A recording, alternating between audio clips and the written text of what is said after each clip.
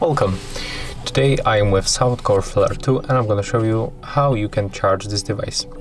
So at the first you have to grab your speaker and find this Bluetooth and bass control panel and this Flare 2 signature.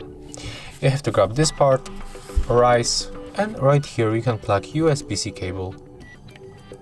And that's how you can charge your device. If you find this video helpful, remember to leave a like, comment and subscribe.